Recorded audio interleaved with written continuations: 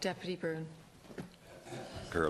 Well, Minister, as you know, the President-elect, or the Donald, as he used to call himself, he tweeted there on a number of occasions, and I quote, "Any business that leaves our country for another country, fires its employees, builds a new factory or plant in the other country, and then thinks it will sell its product back into the US without retribution or consequences wrong." And I note that the Taoiseach obviously visited Silicon Valley and met, also was in New York, met Mayor Bloomberg, met some of our own companies and so on.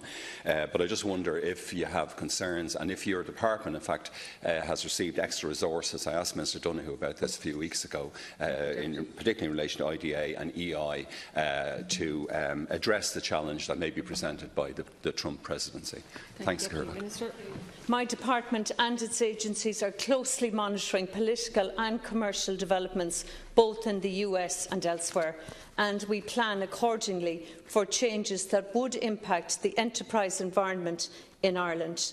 This is a normal and ongoing part of our work in ensuring that our open and export-orientated economy remains internationally competitive. There has been speculation about the potential impact of the recent American presidential election result on FDI investment into Ireland. I think it is still far too early to make any definitive judgments on this. I do not expect, however, that Ireland will continue to attract I do expect, however, that Ireland will continue to attract significant FDI from the US, and that's because that US companies will have a continued need for a global presence in the years ahead, and Ireland is well placed given our proven track record and continuing access to the European market.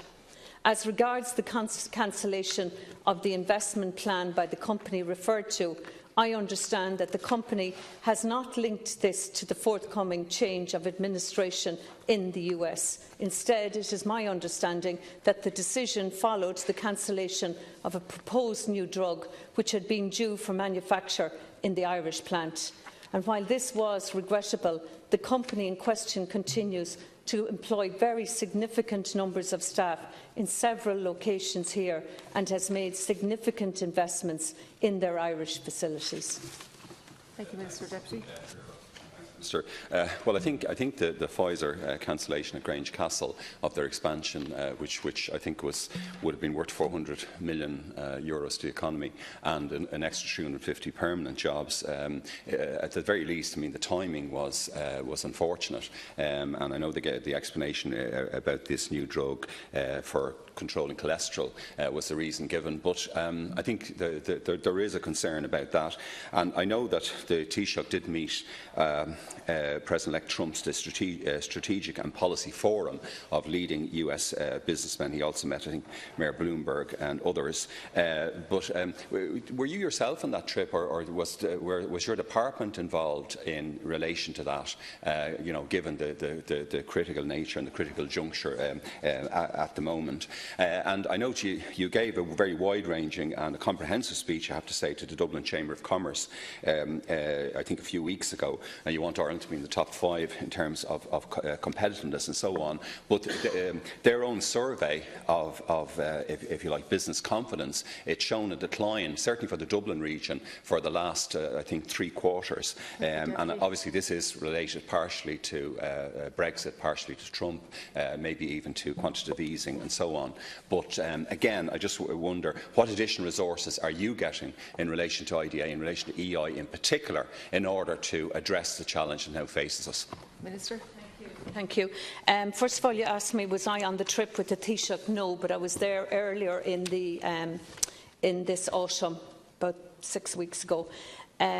You talked about, are we getting extra resources? Yes, we are.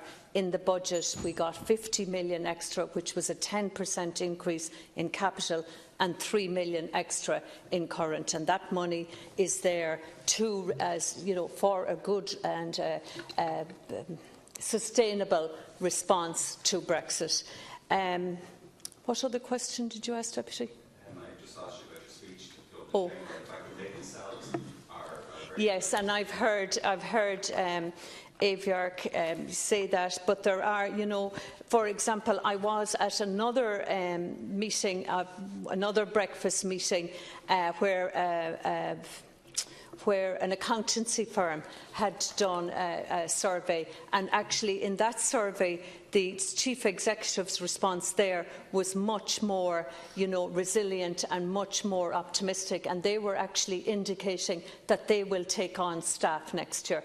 But just to go back and look even at our action plan for jobs, and to kind of, having spoken to EI, having spoken to the IDA chief executive, the pipeline is good. It would be unfortunate if we were to talk ourselves into kind of less optimism and less sustainability as a country by being over-concerned. Of course we're concerned, we're doing what is right, we're putting money where the solutions you know, can be achieved, and we're working our way through it. Enterprise Ireland, I have said this, working with all the companies on a one-by-one. And just last thing I'd like to say, Cathaoirleach, what's really important now is that we work our way, not even sectoral by sector, but also kind of individual companies by individual companies, because they have different asks and they have different difficulties.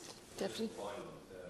Brief point. I mean, I think a lot of us we were heartened, I think, last night on the BBC Newsnight programme, where a London banking company, IT bank, said that it's moving to Dublin.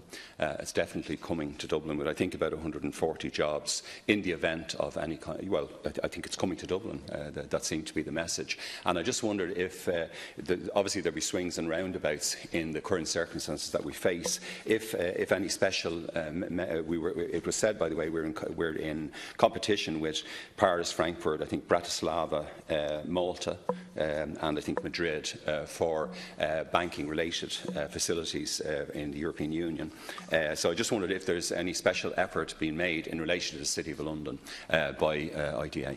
Thank you, Deputy Minister. I can assure you there is, and we're absolutely actively looking at the whole banking sector in the UK and what might happen and what opportunities that there might be for Ireland. Okay, move on to question number 6.